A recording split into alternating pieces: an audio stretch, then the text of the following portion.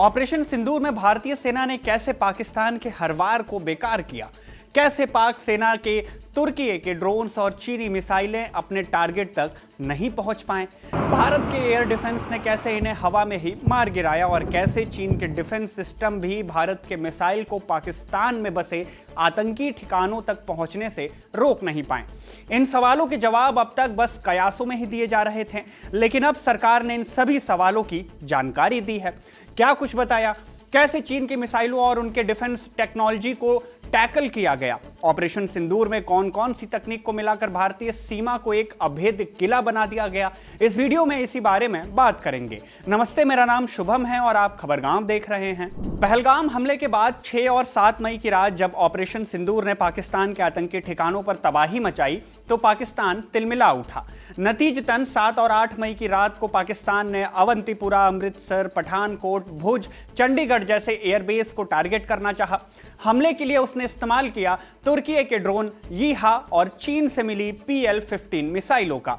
लेकिन भारत भी तैयार था। भारत ने एक ऐसा एयर डिफेंस नेटवर्क तैयार किया जो एक लोहे की दीवार की तरह काम करता है। भारत के पास made in India Akash missile system है। ये एक साथ कई टारगेट को निशाना बना सकता है और दुश्मन की मिसाइलों को हवा में ही मार गिरा सकता है। पुरानी सिस्टम जैसे पिचोरा OSA-AK और LLAD गन भी काम आई। IACCS यानी कि integrated air command and control system ने सेना, वायुसेना और नौसेना के बीच कम्युनिकेशन को जोड़ा, जिससे सभी जगह से सही समय पर हमला रोका गया।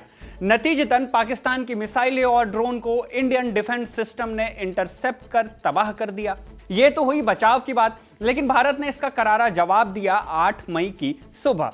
भारत ने न तो LOC पार की और न ही अंतर्राष्ट्रीय सीमा। फिर भी सेना ने पाकिस्तान के अंदर मौजूद आतंकियों और उनके सैन्य ठिकानों को ड्रोन और मिसाइल के हमलों से तबाह कर दिया। भारत ने पाकिस्तान के लाहौर, नूर खान और रहीम यार खान जैसे एयरबेस पर हमला किया।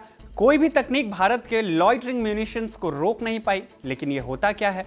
लॉइटरिंग म्यूनिशंस, जिन्हें आसान भाषा में सुसाइड ड्रोन या कामिकाज ड्रोन कहा जाता है, एक खास तरह का हथियार होता है।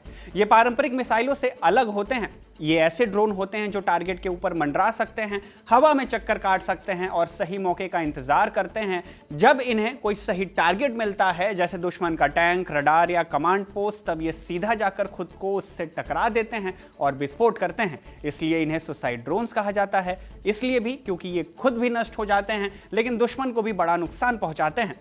भारत सरकार ने बताया कि भारत ने इन्हीं लॉइटरिंग म्यूनिशंस का इस्तेमाल करके पाकिस्तान के भीतर मौजूद एयरबेस, रडार सिस्टम और मिसाइल लॉन्चर्स को सटीकता से तबाह किया। बिना सैनिक भेजे, सिर्फ टेक्नोलॉजी के जरिए, ऐसी टेक्नोलॉजी जिसे पाकिस्तान रोक नहीं पाया। और तो और चीन के दिए हुए तकनीक भी बेअसर साबित हो गए। खास बात तो ये रही कि इस पूरे ऑपरेशन सिंदूर में भारत ने चीन के बनाए गए एयर डिफेंस सिस्टम को भी जाम कर दिया। ना रडार काम कर पाए, ना मिसाइलें। इसरो के 10 सैटेलाइट भी 24 घंटे देश की सीमाओं की निगरानी कर रहे थे। ऑपरेशन के हर स्टेप में बेहद जरूरी जानकारी भी दे रहे थे।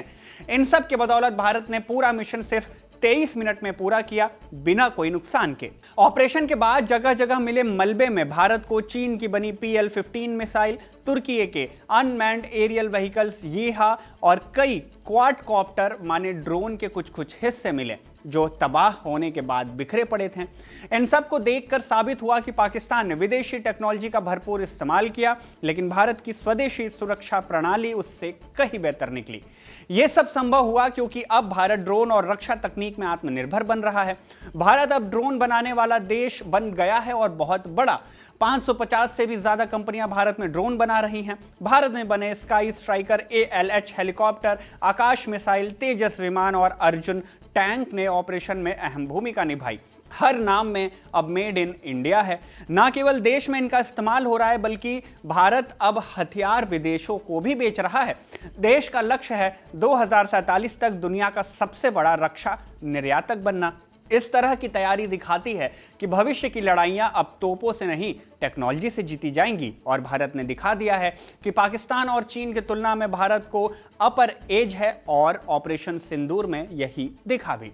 इस जानकारी के साथ इस वीडियो को यहीं समाप्त करेंगे। आप इस पूरे मुद्दे पर क्या राय रखते हैं, कमेंट करके हमें जरूर बताइएगा। धन्यवाद।